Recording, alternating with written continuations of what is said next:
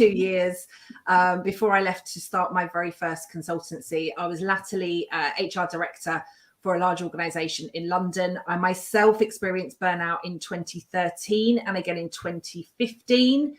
And I've done lots of weird and wonderful stuff in addition to kind of coaching and all of my HR, OD and L&D stuff, including kind of psychology, psychotherapy, hypnotherapy, neuroscience, empowerment training, firewalking, lots and lots of empowerment techniques, yoga, meditation, all sorts of stuff, so that we can kind of understand a bit more of the connection between our mind and body. And I'm really looking forward to seeing how the conversation goes this evening. So thank you for the invitation.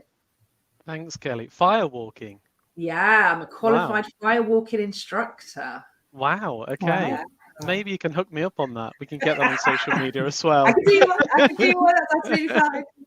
Sounds interesting. We'll go to Gareth next. Would you like to introduce yourself to our audience? Hi, I'm Gareth. I'm currently a chartered psychologist at the Royal Military Academy at Sandhurst. I've fallen into being a wellbeing expert. It wasn't really my intent when I left school all those many years ago, but yeah, that's what's happened to me. So wellbeing, psychological resilience, obviously within a military setting. But as we'll probably discuss, it's highly applicable to other areas of life as well. Absolutely. And you've had a very interesting early career as well, right? You've kind of done a few interesting bits earlier on before that. Yeah, I've done a few things that make people think, doesn't he ever calm down and decide what he wants to do? So yeah, I've been at the Royal Military Academy for 8 years. I was with the NHS for 8 years. I was working in a brain injury clinic, and that's another story in itself. Got myself a brain tumor, diagnosed with a brain tumor while working in a brain injury clinic. So how about that? Wow. Oh my gosh. Wow. And I think I heard Kelly sort of saying had suffered burnout. I think yeah, I'm a veteran of not only the military, but also I think I'm probably a veteran of mental health issues and burnout and all sorts of stuff. So I think I'm probably a typical wounded healer. So that's why you fall into these things, because you become wounded yourself and you go, I want to help others get over this. But yeah. Excellent. Well, thank you for joining us, Gareth. So look forward to hearing more about that. Lucy, would you like to introduce yourself yes, to our audience? Of course. So hello, my name is Lucyna Milanowska. I'm a psychologist and a therapist, and I work with corporate professionals who suffer from burnout, anxiety, depression, and self-sabotage. And a bit similar like Kelly, I worked for almost 20 years in the corporate environment, also in HR, in various local, regional, and global roles in and across a couple of countries. And currently I live in Zurich, although today I'm connecting with you from Poland, so my home country. And I also be sharing the insights that I'm going to be sharing today are going to be from three perspectives. So really from the HR professional who was helping people who were going through burnout in the organization. I've experienced also burnout myself, so welcome to the club. And some stories and some insights from the therapist couch that I've collected over the past couple of years. So very happy to be here and looking forward to our discussion. Wonderful, thank you for coming. So we'll go with our next feature. It's time for 2 lies, 1 truth.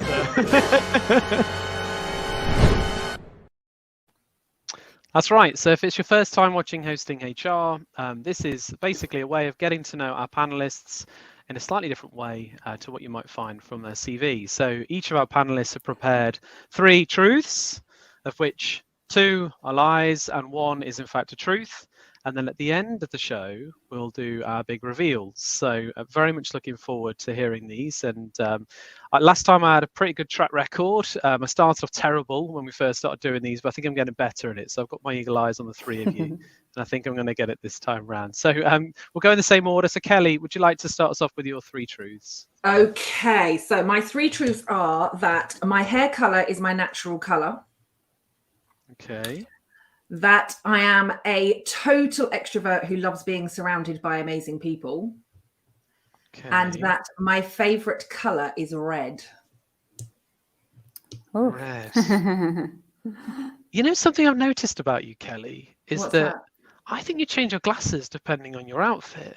I do. Is that true? Ah, that could have been a truth. I'm just That's thinking. the truth. Yeah, there we go. Something very I thought you were observant. gonna You say, see, I'm getting I've got trained. 150 pairs of glasses. That's what I thought you were going to say. And I was going to go, that's the truth. That's that one. Right, go on then, Gareth. Tell us yours.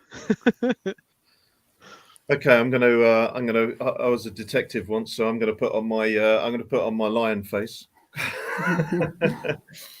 I was once escorted by the police launch because I was swimming from Portsmouth to the Isle of Wight and considered a danger to shipping. Right, okay. Okay, yep, your other two. I bring my best friend to work every day. Okay.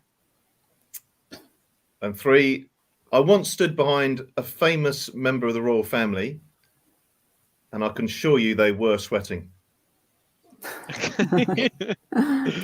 Okay, right. All of them could well be true. One of them certainly is. So, Lucy, do you want to tell us yours? Yes, I kind of went through my career actually, so I'm going to share something from HR, from the therapy, and one from my private life. Okay. Some from my HR career. The first truth is that I was hired into my very first HR role as a recruiter without knowing a single fact about the company. So when they asked me the question, tell us about what do you know about our company, I didn't know anything, and they still hired me. That's number one. Number two, from my therapist practice. So one of the methods that I use in therapy is hypnotherapy. However, I myself was never hypnotized because I have such a high need for control that I cannot let go and I cannot get hypnotized.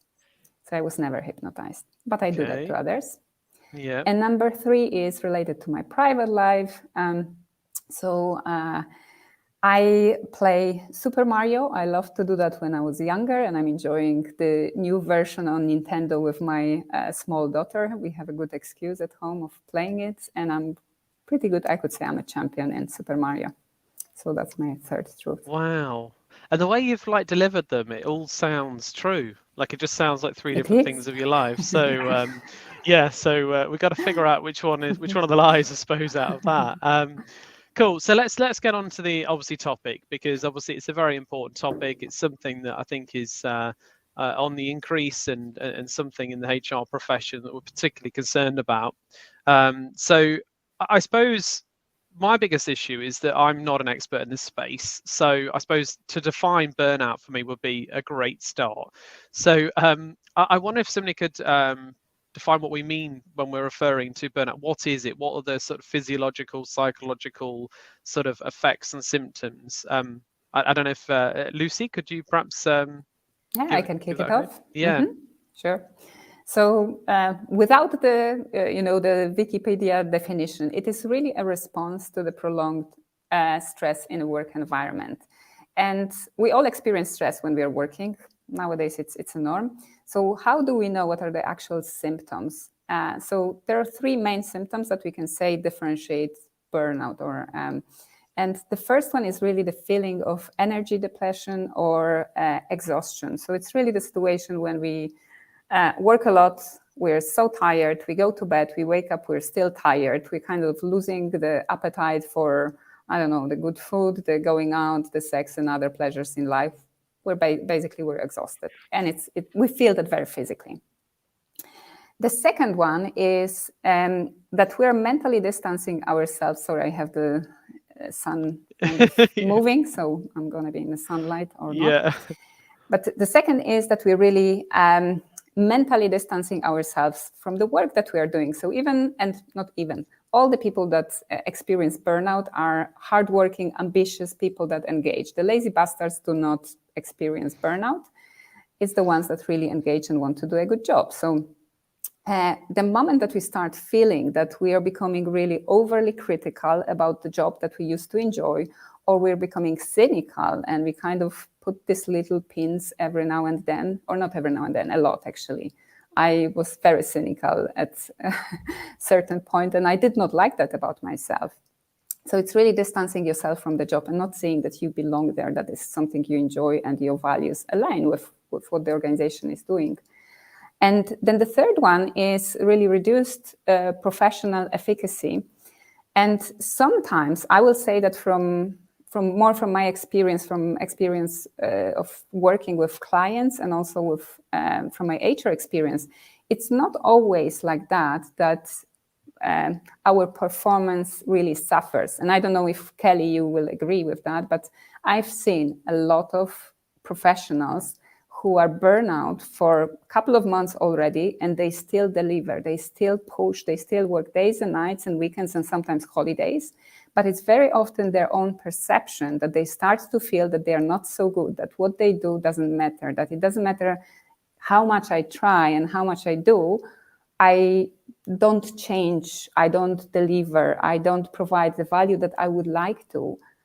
So it's very often not really a drop in the performance, but it's our perception that it doesn't change the world, and we wanted to change the world, obviously. So that's the three. Thank you. That's a really good starting point.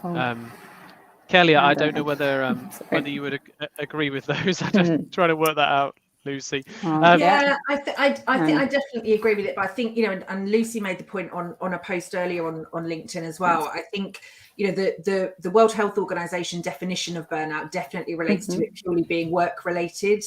But we know that it's not just work related. It can be with, parental responsibilities, caring responsibilities, life in general. So I think we can see that. And I think I would also add, I think when I look at the World Health Organization definition, it absolutely mentions those three things. But again, I think from a personal perspective, I definitely also see it impacting much more widely than work. So I don't think it's just withdrawal from work. I think it's withdrawal from life. You might be, again, I've had, three coaching conversations today with clients who are absolutely at the point of burnout and are withdrawing from everything. Like they're stopping their exercise, they're stopping their social activities. It's really it's impacting marriages. It's impacting their ability to parent. It really does impact everything. And I think I would definitely like to see the World Health Organization definition widen into actually what the reality of it is. That definition came into place in 2019. I think the more that we look at it, the more that we explore it, I definitely see very, very common symptoms.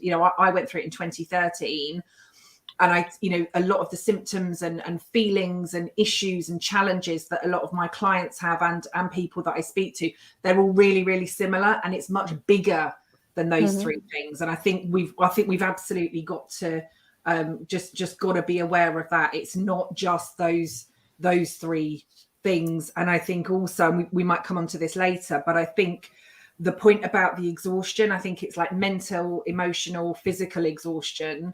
Absolutely, like no amount of sleep in the world kind of feels like it will fix it, is it? It's like, it's not a stress bucket that's overflowing. It's like a stress bath with water kind of going all over the floor. But I think we're also seeing, like, again, I've seen this quite a lot over the last couple of months with people talking about it being burnout and actually then say, I had a great weekend and now I'm feeling better, or I had a lovely holiday and now I'm feeling better. I think we are starting to confuse workplace exhaustion and needing a break with burnout and confusing the two. And I suppose in some ways burnout has become a bit of a buzzword, like, we see it with whether we're talking engagement, psychotherapy, psychology, we always kind of see those latest buzzwords. And I think we're seeing it as a buzzword, which is confusing exhaustion and needing a holiday with burnout. And I think we need to explore that a bit as well. It seems quite an interplay there. It's some of the things you talk about. We did a show on mental health, and it's very it's almost quite hard to separate that between potentially somebody that might be going through, say, depression or something like that. Burnout is not a mental health condition. It's not a mental health condition. It is this overwhelming level of stress.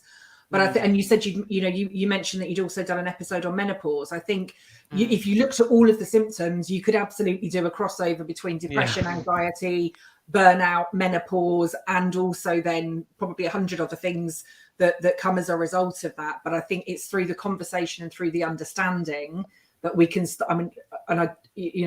none of us necessarily, I know Gareth does the kind of clinical psychotherapy stuff, but actually I'm not a medical professional. I can't diagnose, but I understand enough about it through everything that I've done to be able to say, this is the category that you fall into, and this is what we could do about it. But I think there's a lot of commonalities between lots of different things. Yeah, I think, just a note on that. Yes, we have got other shows. So if there's first time tuning in to this one, then we've got a number of shows on similar topics. So menopause being one of them, mental health awareness. Most of them are very HR based.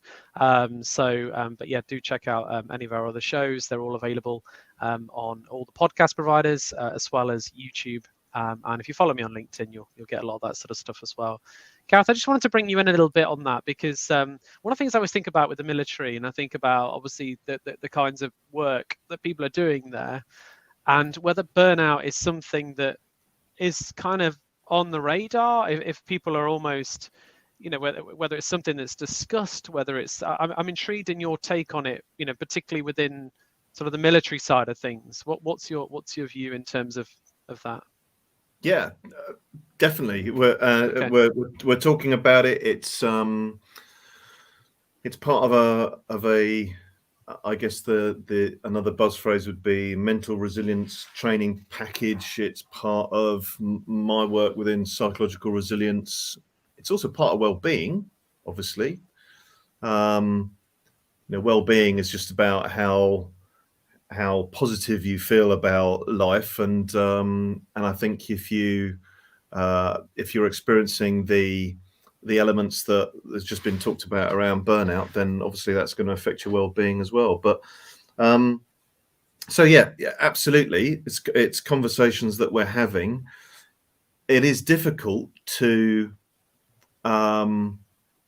influence some of the people within the military who see the organization as quite robust, because you would, wouldn't you?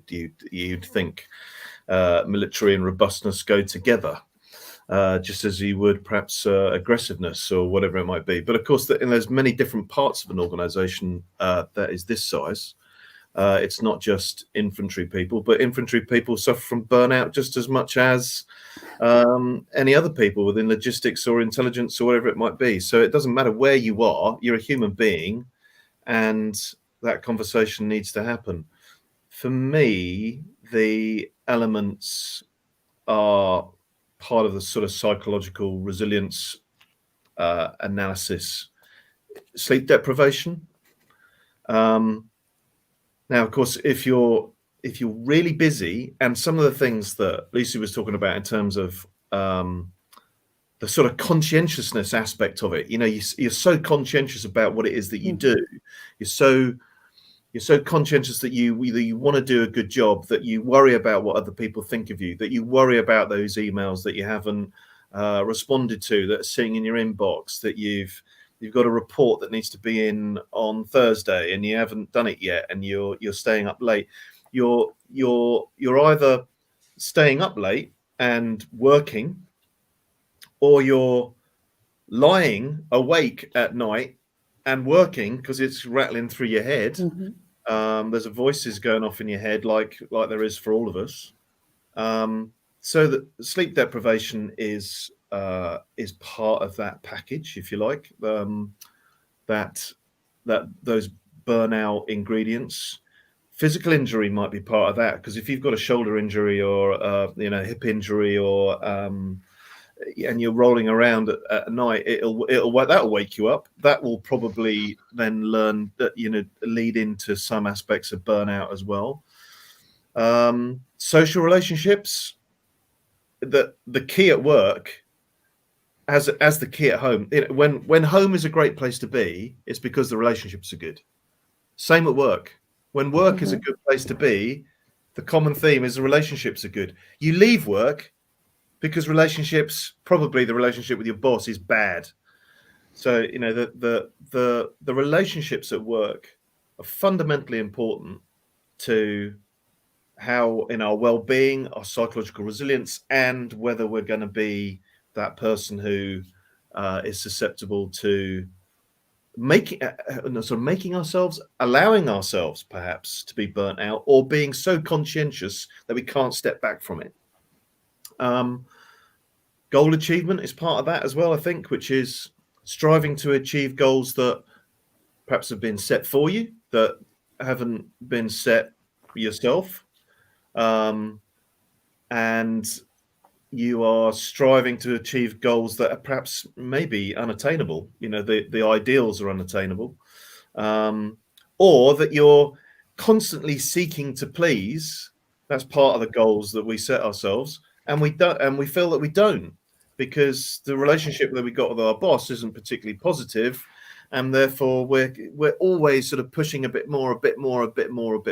Or we work for an organization that says, to do well in this organization, you have to work late. You have to work at weekends. You have to show us that you are sending an email at 10 o'clock at night, and that becomes the culture of the organization. And oh yeah, well, you're putting in the doing so you must be doing a good job.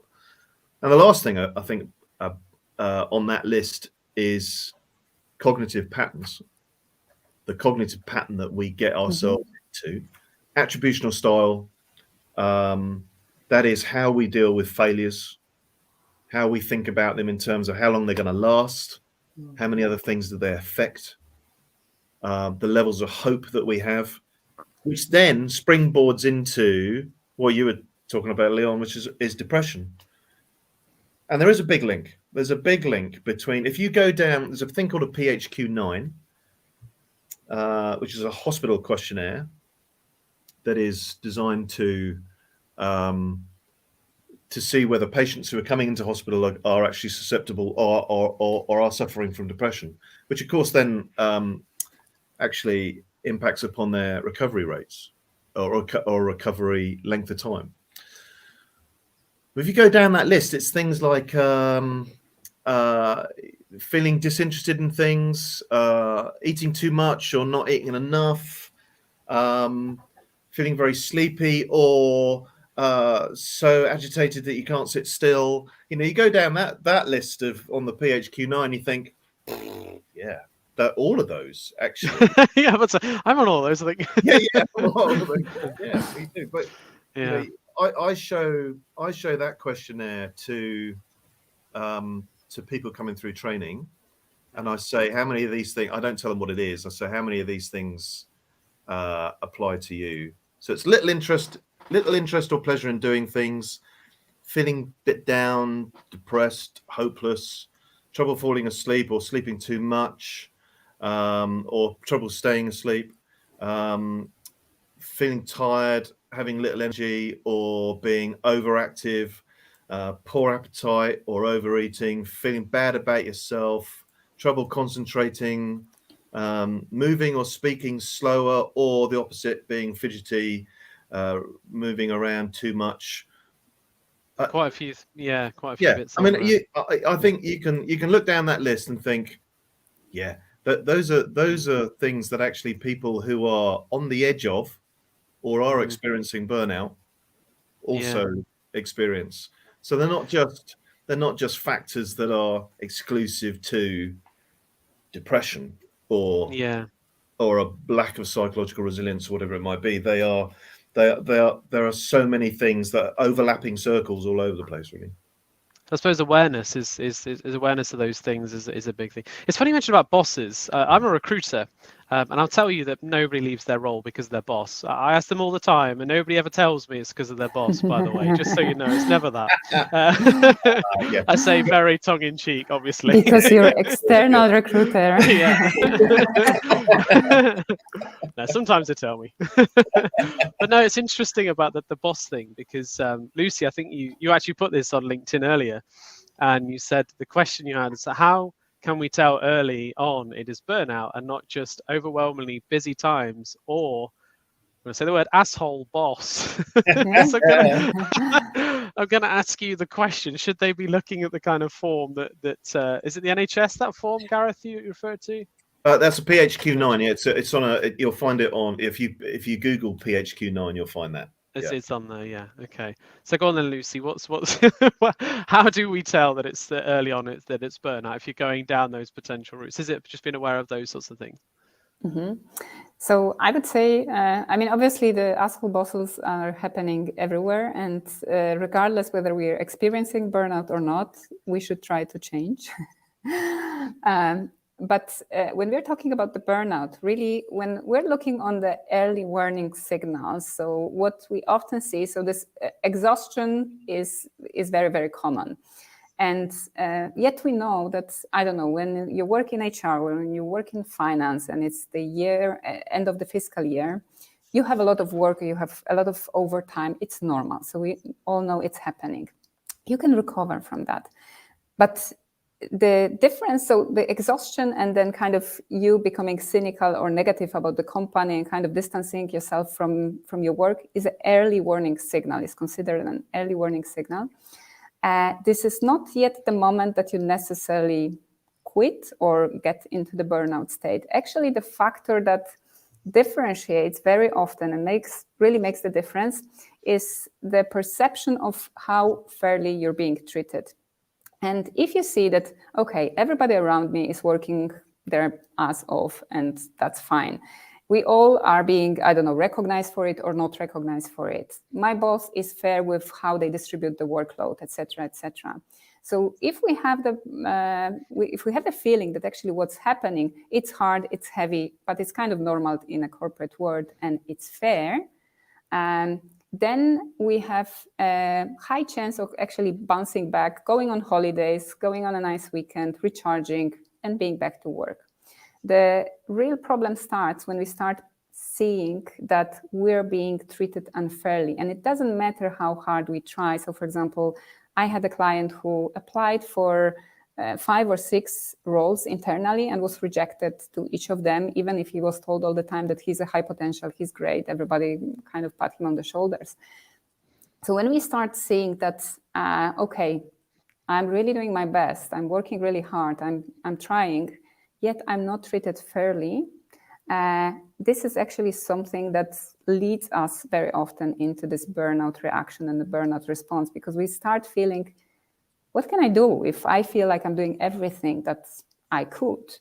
Then it doesn't make sense actually to try more, and we just feel like it's not my place.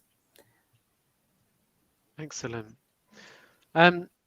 Just in terms of on the workforce, we talked about obviously the WHO referring to burnout as an occupational phenomenon, and I know there was a sort of back and forth again between Kelly and Lucy on this, but in terms of how much of this is the responsibility do we feel of the employer to stop and prevent burnout? Kelly, do you want to start on that? If you start me ranting on this one, we may not get another show, another hour slot. Yeah. I think for me, I do feel it's kind of a 50-50. But maybe I need to change those, change that percentage. But I think for me, I think there is an onus on the organisation, on the employer, on the leaders to ensure that they are creating, I suppose, a psychologically safe workplace. So actually, have you got enough people? Are you, as Gareth was saying, like what's the communication? What's the decision making? What does the goal setting look like? Are there realistic expectations? Are people being treated fairly, paid fairly? There's so many, like training, development, pay. Well, there's the whole list, I suppose, if you look at the employee life cycle. I think, again, if we're looking at leaders that are setting unrealistic expectations, or they're expecting people to be working at 10 o'clock at night when they finished at 5 o'clock, if they're not allowing people to switch off, they're not giving direction or clarity or the right goals or the right support, the right budgets, resource. Again, the list is absolutely endless. So I think we've got that onus from the workside perspective, but I do also think the onus is on us as individuals and I think the closer you get to burnout, it's almost like the less able you feel to start challenging these things. So I think as Lucy said in the introduction, you start to withdraw from things, and at the same time, really, you start to really, really overperform and push And the only person that really kind of sees that you're not performing is you, because that becomes your perception. And I think the earlier on, you know, and I think we said in our kind of pre-meet the other day, didn't we? I'm all about burnout prevention. I would just like to prevent it completely. And for me, that comes from ensuring that we all understand who we are at our core. We have the right boundaries in place, and we are ensuring that we take time out for ourselves. And I absolutely believe if we do those three things, we can prevent burnout. If organizations and leaders then allow people to live and lead from their core, set the boundaries and take time for themselves, I think we can work in harmony. But I think it's when one of those sides becomes out of balance or the expectations become more that we then start to move towards burnout. But I think I certainly see lots of posts that put all of the onus on the employers and all of the onus on the leaders. And I don't think that's right. Yeah. And at the same time, I don't think we can say it's all down to us, because actually I may do all of those things. But again, if I'm not in a safe workplace where it's okay for me to challenge or set boundaries, or if I do, you know, I get chastised if I switch off at 5 o'clock or take my lunch break, or, you know, kind of do whatever it is that I need to do. I think we've got to ensure that we've got that equal balance and everybody sees that they are responsible for it. Does anybody want to build on that? Go on. Yeah, I agree with Kelly. I mean, I think that employers contribute a big time to burnout, but they are not the only responsible for it happening. I had I'm on holidays right now, but still within the last 2 days, I spoke with 3 people who actually reached out to me talking about really toxic, really hostile working environment, when they are really overloaded with work constantly, when the bosses, when they try to address that, the bosses just gaslight them, or they just manipulate them, make them feel that you don't prioritize well, you're not effective enough, efficient enough, you don't delegate enough. So they push everything on them. And the interesting thing is that very often everybody around is in a very similar situation, and we all kind of allow that to happen. So I don't want to validate really this hostile work environment, because they should not exist, or they should not be accepted. But I can tell you from my therapy practice that when we do a therapy session, we never talk about work, actually. And we're talking, always we go into why the heck, for the 3rd or 4th time, because very often this is when clients are coming to us with burnout, not when they have early warning signals. It's when they say oh, it's my 4th consulting job and I'm going through exactly the same pattern. I don't know what's wrong with me. And then we are looking, and there is nothing wrong with them. However, they have certain individual sets of beliefs, or their makeup, whatever we call it, but they have a certain predisposition because they do not set up their boundaries. They do not speak up. They want to always go and prove. Actually, it's perfect corporate employee, so-called high potential and high performer, is the one that is always striving to do more and prove that they can carry more than they actually can. We love those, and you know that with Leon, when you work with your clients, that we love to employ those people, because they work like horses and and will take whatever we throw at them. But they are actually much more at risk. Again, as I said, the lazy bastards don't get the burnout. It's those high performers, it's those high potentials that are really engaging, and they cannot set this boundary for themselves to protect themselves. So it's very often I see that there is the employer responsibility, there is our own responsibility to kind of look at ourselves. And I see also a little bit of this kind of collective responsibility, because when I speak with people, I see that everybody on the team suffers and nobody speaks up. They actually, it's a game we're playing. Everybody's pretending we are all cool and we're doing and we're coping, and we are not the one who is not effective and efficient. We all want to be the best. But this way we actually accept something that we should not be accepting. So I think it's also a broader responsibility, not just leaders, not just us, but our colleagues, our peers. It's interesting. I've worked with clients where we're recruiting for them. And when you're going through a process of recruiting on a project with somebody, you talk quite regularly. And I've had circumstances where I've said, I'm worried about you, because I feel like you're doing way too much, in terms of, you'll get a message, you'll try and talk to them in the day, and then they message you at 11 o'clock. I mean, I sometimes message people 11 o'clock, but like they will message you at like 11 o'clock at night, and like I haven't had a chance. I've only just got around to doing it, and you just think, why? You know, what's been happening? And it's not because they've like had the the afternoon off, and so they're catching up in the evening, which is what they might be doing. It's normally because they're going through that and they haven't necessarily got the boundaries. It's really interesting, Kelly. I know you've talked obviously a lot about the boundary side and setting those boundaries, be quite clear about them for your own self as well, and taking some of that responsibility. Gareth, I was going to bring you in here about technology, because one of the things that I always feel about with this sort of idea about boundaries is actually technology is kind of stopping that quite a lot. I mean, I know for myself, I can work anytime, anywhere I want. I've got my phone is on my laptop. I've got a laptop, and sometimes I find it quite hard to create that sort of barrier and sort of say, right, now I'm actually shutting down now. I'm not going to work for a bit. And I find that, I work all kinds of strange times and hours, and I'm sneaking off sometimes at the weekend to do bits of work and things like that. So, but from your perspective, in terms of things like technology and things like that, what's your take in terms of, is that making sort of this issue a greater issue?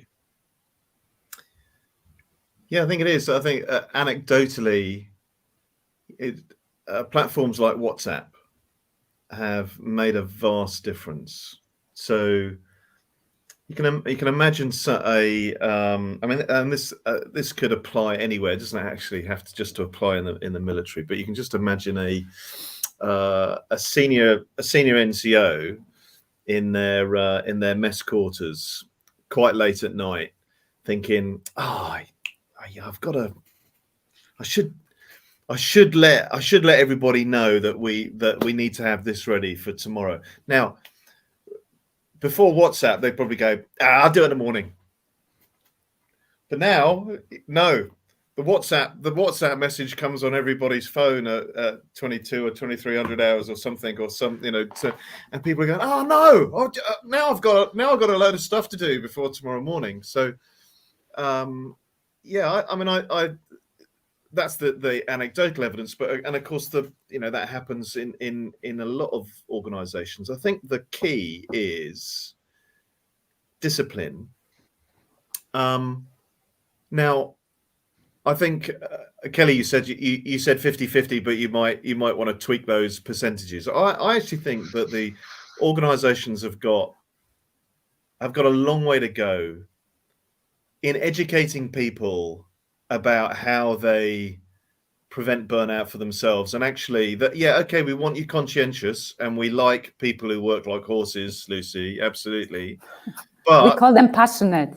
we call them passionate, but actually we want you to grow and develop and to give your best to us and to grow and develop and to move on. You might be within this organization, it might be within another organization, it doesn't really matter, as long as we get the best from you and you get the best from us throughout that process. So I think that the discipline from the organization is about coming from your boss, from your colleagues. This is culture. The colleagues and your boss create the culture, and you're part of it as well. You create it as well. The pace-setting leaders that we've already spoken about, who think you perhaps should, or the culture is you should respond straight away. But it's up to organizational leaders, organizational champions, to ensure that people, teams, leaders, and the organization themselves, those are the chunks, people, teams, leaders, and the organization, actually have a culture where burnout is not what we want. We don't want presenteeism, we don't want absenteeism. We want people who are ready to come to work next week and next month and in 6 months' time, and are going to be fit for battle or fit for whatever it is, whatever game it is you're playing, whatever organization you're in. And I think we come back to those relationships as well, because the culture within the organization sets the tune for the relationships. And I'll go back to that constant theme, which is people, when they talk about a great place to work, they love the relationships. We don't mind. We'll take the rough with the smooth. We'll work really hard some weeks, and that means that we're working well into the early hours. Perhaps on major projects in particularly in the military that might happen.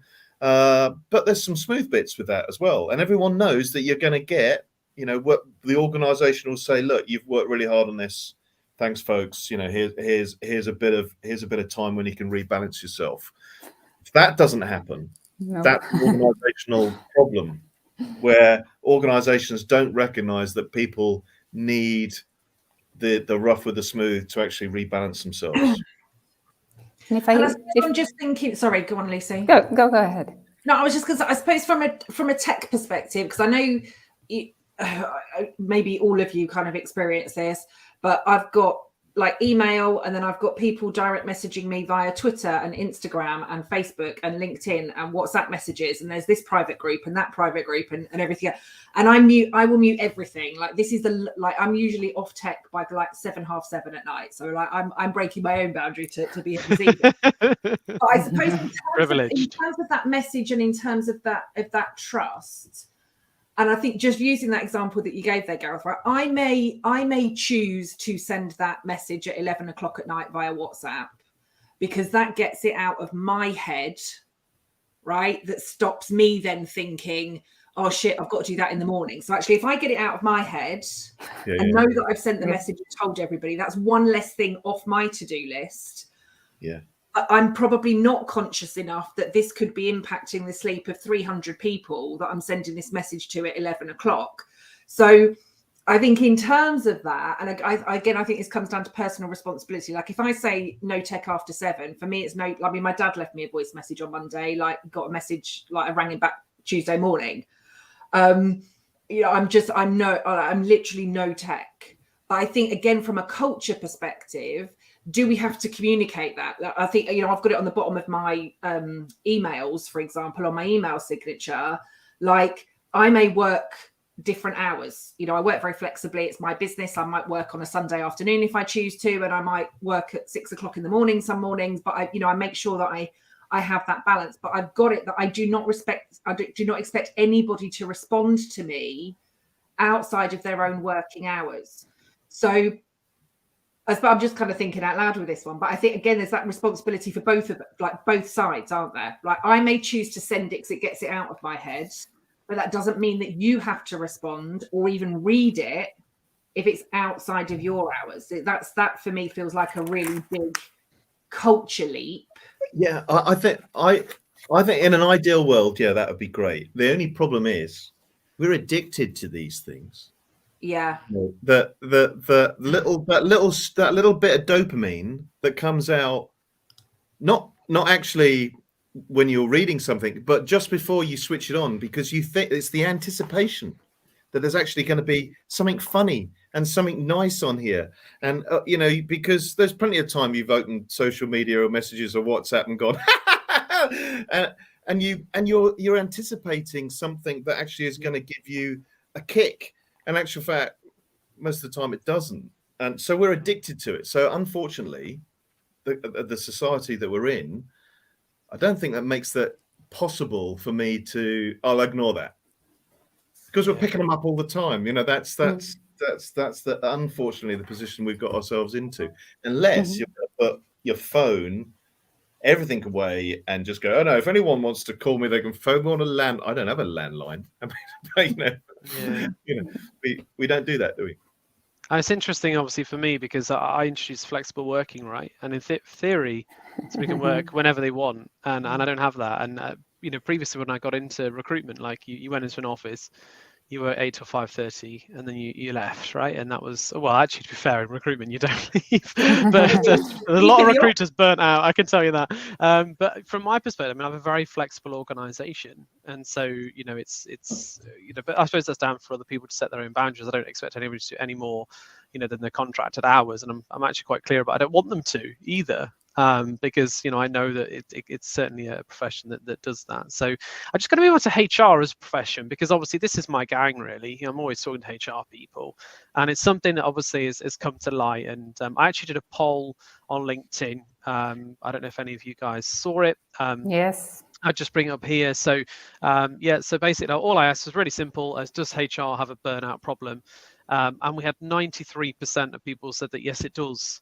That's a huge percentage, obviously. And I mean, I'm sort of not shocked massively, but I'm interested in your take on it. I mean, obviously Lucy Kelly, obviously previous HR practitioners, and that's not quite what you're doing now, but obviously you've been there and you've experienced it. Are you shocked in terms of the result of my poll?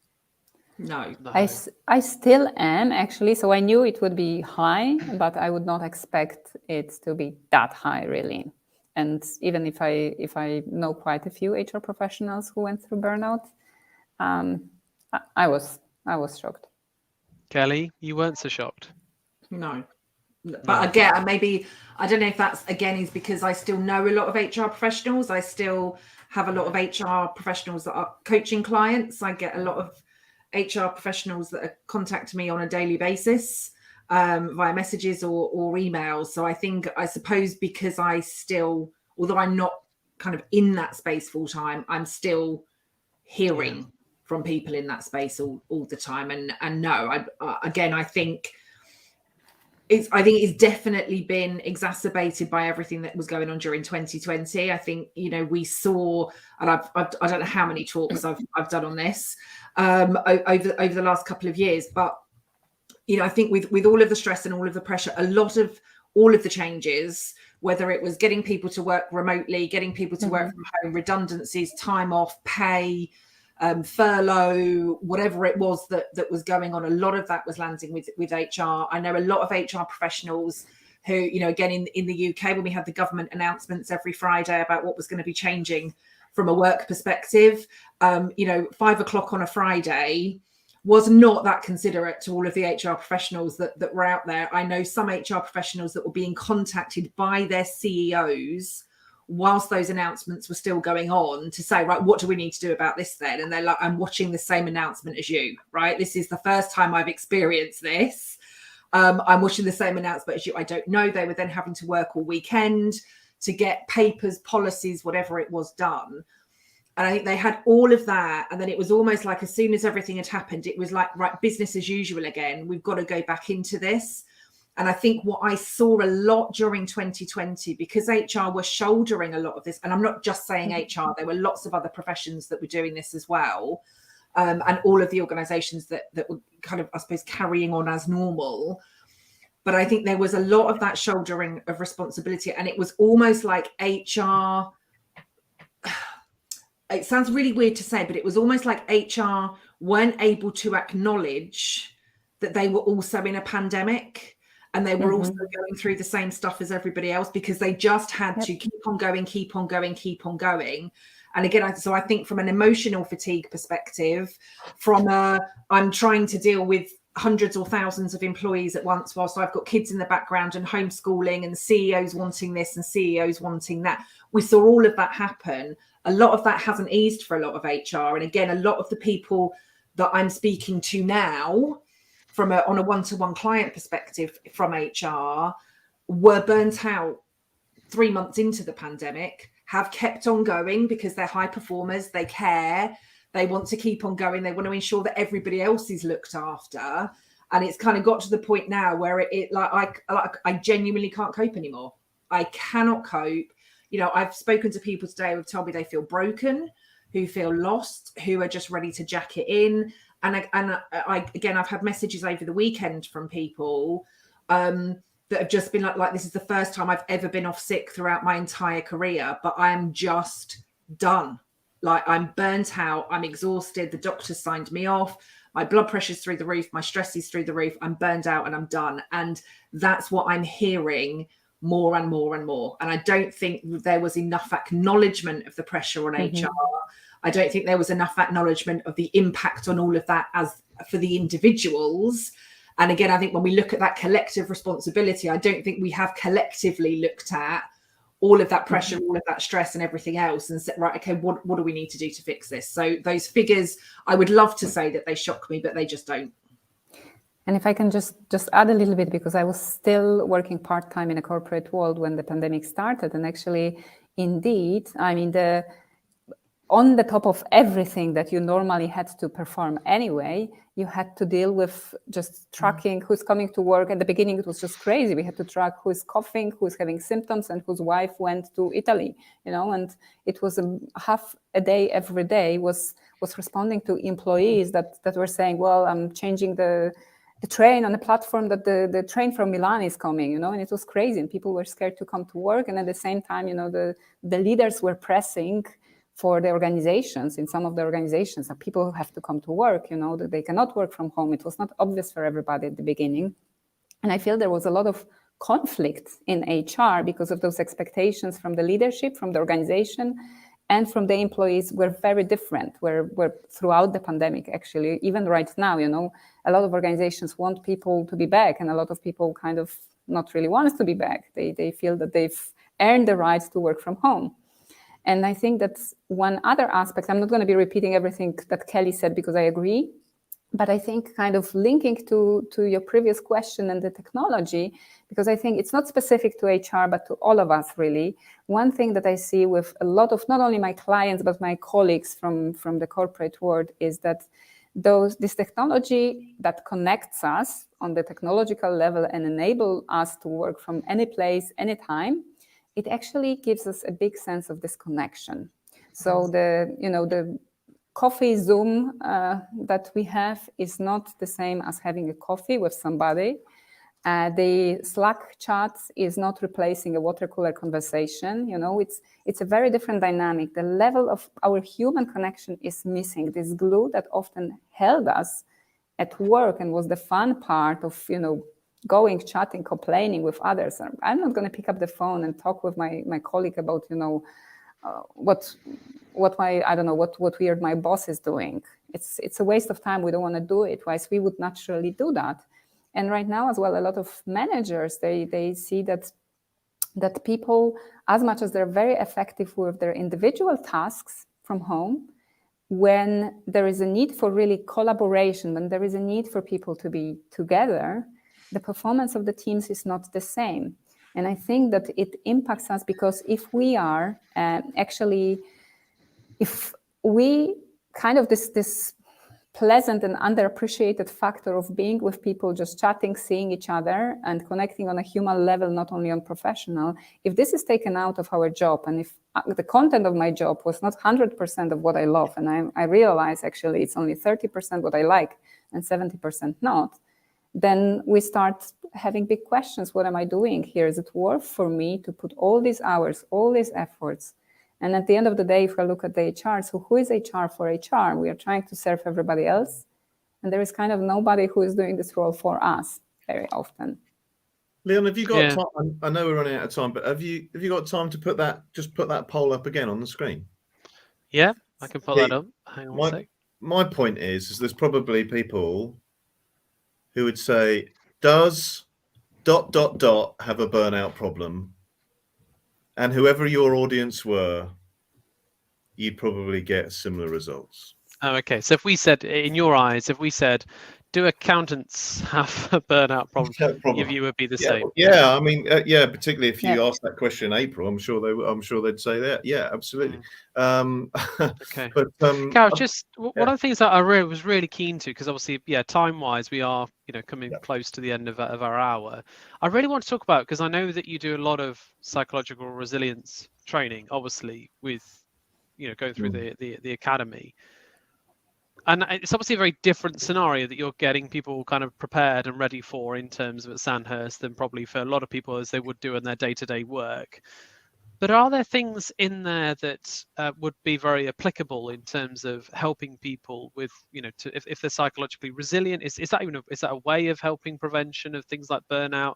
And is there anything that we could kind of take away from the training that you do in your work? Okay, I'll try and summarize that really.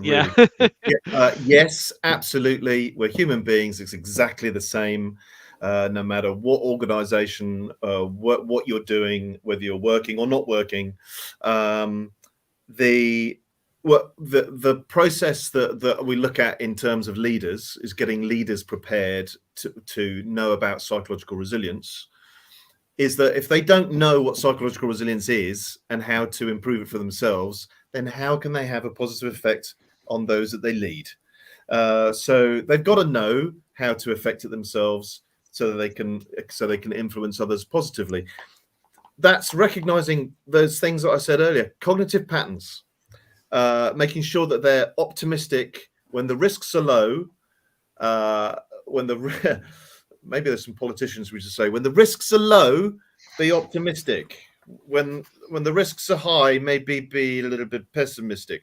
But okay, so when the risks are low, be optimistic and communicate that optimism.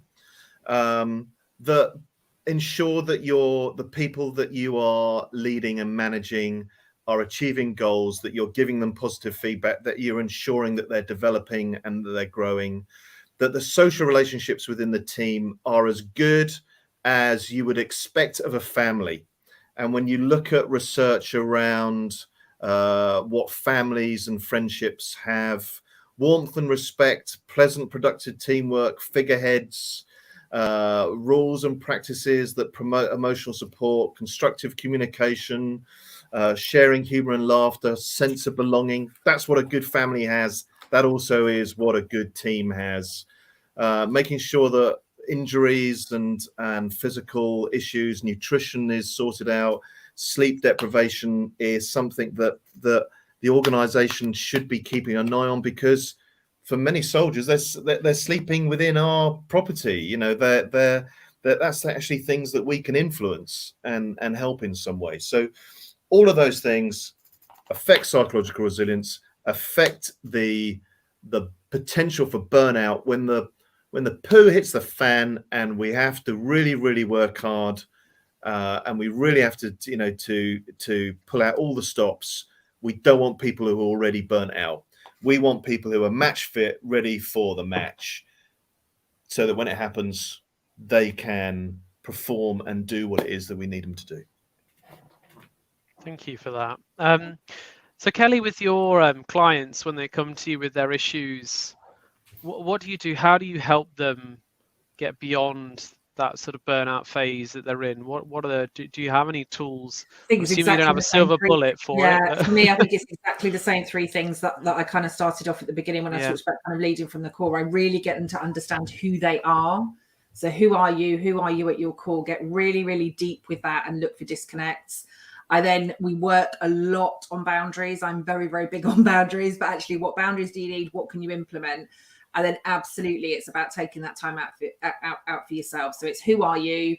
What boundaries do you need to implement? And then take the time for yourselves. Again, I think if you look at a lot of kind of burnout recovery plans, there's a lot, it's like, and I did a lot of this when I burnt out in 2013, right? A list of 30,000 things that you must do on a daily basis. Ensuring that you're doing all of that, and it just becomes really, really tick box. So I focus on absolutely on those three things. I think if we understand who we are at our core, we start to understand where the disconnect is. The boundaries then help us to ensure that we're managing time, energy, relationships, everything else that comes from it. And then time for ourselves is really important for that reflection, that recharge, and that reset.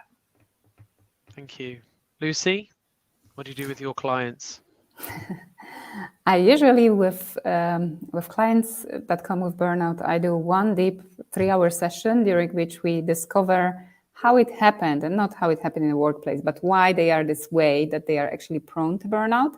And we are dealing with that and healing that part, and so that it doesn't happen again. But the second thing is, with probably like 70% of my clients, they can come back in, on average, 3 weeks, they are ready to go back to work and they are fine. But what they realize is that what they do is not what they are meant to be doing. It's not what they enjoy doing. And actually this burnout was just a signal for them that they are in the wrong place, not just in the wrong organization, in the wrong job, but basically in a very wrong place from various perspectives. So very often we work on kind of finding what their heart desires, and quite a few of my clients change their careers. It's interesting because I'm a big fan of Simon Sinek. Those who watch Hosting HR will know that I talk about him every now and again. And one of the things he said was, if you're working hard and you're enjoying it, or you believe in what you're doing and why you're doing it, then it's passion. But if you're working hard at something you don't enjoy, or it's not your why, as in why you do the thing that you do, then that's when you get stress, and that's when you get, you know, high levels of potential burnout. So it's interesting what you said there, Lucy, because it certainly would ring along with what Simon Sinek says. But we're very much coming to our time, so we've actually been an hour, so we'll just wrap up with a few things. Obviously, this is a very important topic. If any of you need any support, if you feel like you're getting some of the things that we've talked about during this show and would like support, then of course Lucy, Kelly, Gareth will, I'm sure, happily help in any way that they can. And certainly, if there's any more, you know, information that people would like, I've been sent some stuff from these guys. Also, Nick Court at the People Experience Hub sent me a load of information and stuff as well. So if anybody wants any more, I don't know, data or information, then feel free to contact me or any of the panelists here.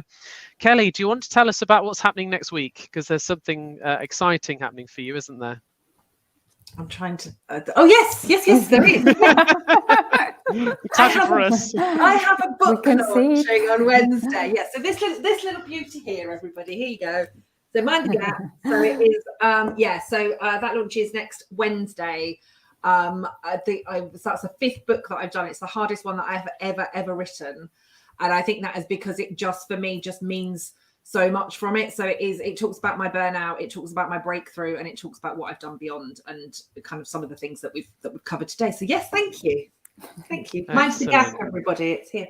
Yeah, let me know, and I'll do a little bit of sharing and stuff to help Thank you. With that as well. No problem. Obviously, just a few other things. So we've got on our YouTube channel, we've got some highlights sections. So we take former shows and we get little highlights there. So if you want to watch this show in sort of bite-sized format, then go to the YouTube channel and click subscribe. And then if you want to make sure any lives that come up, there's a little bell button, and that'll tell you when we're next live on there.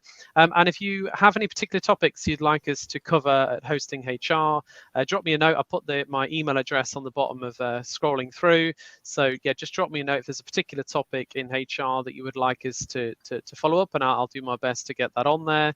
And then also, if you're recruiting at the moment and need support in HR, then I'm more than happy to have a conversation, see how I can help.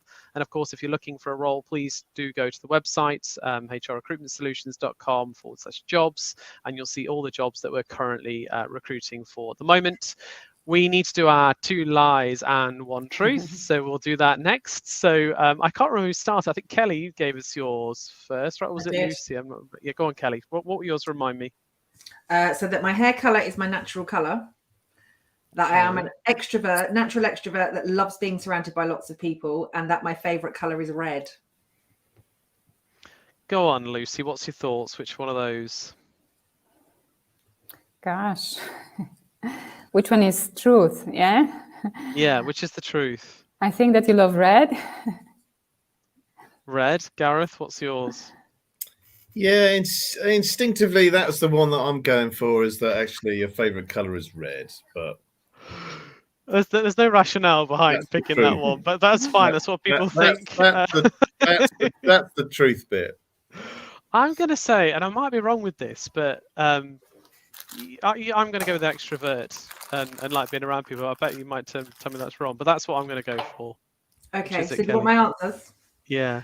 So my truth is that my hair is my natural colour. I am a complete introvert, and my favourite colour is orange. So is mine. Oh wow! There you go.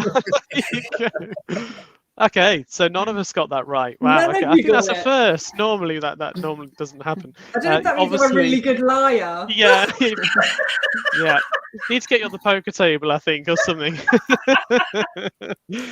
Gareth, I think you were next. I was once escorted by a police launch because I was swimming from Portsmouth to the Isle of Wight and considered a danger to shipping. I bring my best friend to work every day, and I once stood behind a famous member of the royal family, and I can assure you they were sweating. Go on, Kelly. Which one? So I think the truth is that you take your best friend to work every day. Okay. Lucy? I agree, because we saw something before we started. We saw the doggo. But wait, Gareth, because the thing, you know, your first point about the danger to shipping. Surely the shipping was a danger to you, if that was going to be. So that's what made me think that's got to be a lie. But I'm going to go with the royal family one. Being the truth. Okay. I do bring my dog to work every day, but Rue is not my best friend. My best friend is my partner, is my wife. Yeah. She's my best friend, and You tricked us with and my that. lover, and So I want to change my option. I saw through it. I've been doing this too many shows to see that sort of thing. I have stood behind members of the royal family at various military events, but I haven't noticed any of them sweating. Oh no! Oh my lord! So yeah, I did swim from. It was an organised swim from Right. Portsmouth to the Isle of Wight. It wasn't like I just thought I'm going to swim over there. Yeah. It's like 3.5 miles. So you personally weren't a danger to shipping, but the well, event potentially. Yeah, was. the event is a danger to shipping, but yeah. Oh, okay. So, yeah. Okay.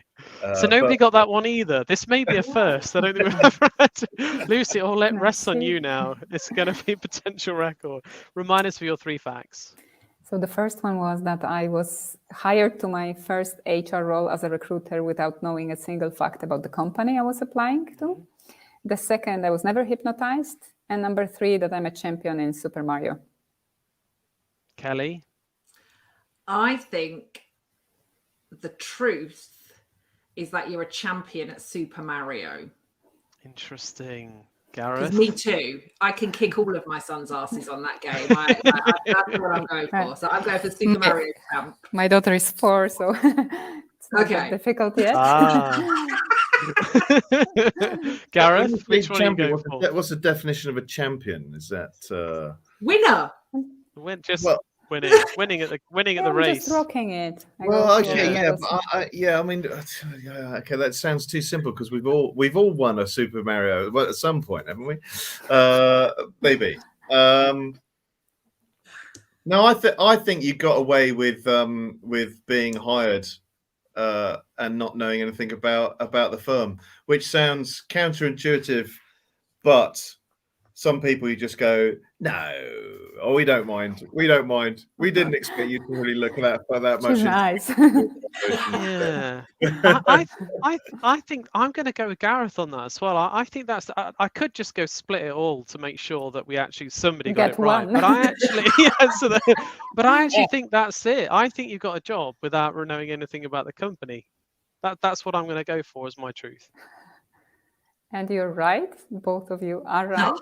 So my first job in Telepizza, it's not that I did not know anything. I was even better than that, because when they asked me, what do you know about our company? I said, so it was Telepizza, and the main competitor for Telepizza is Pizza Hut in Poland. And then I started to say, well, Pizza Hut is an American company founded blah, blah, blah, blah, blah, blah, blah, blah. And I recited everything about the main competitor. And they said, like, no, what do you know about Telepizza? And then I clicked that I prepared the wrong company. And I said, like, Telepizza is not an American company. Found it. And I got the job. Excellent. So I was not the only candidate. All right. But Wow. I got the Okay. job, so. You must have done really, really well. If anybody wants any coaching advice on interviewing, that is definitely not what we would advise any of our candidates, by the way. Definitely do your research on companies. Very, very important you do that. But obviously Lucy's a superstar, so she gets away with it on that occasion. But I just want to say thank you very much to the 3 of you for joining us and sharing your insights and thoughts and knowledge.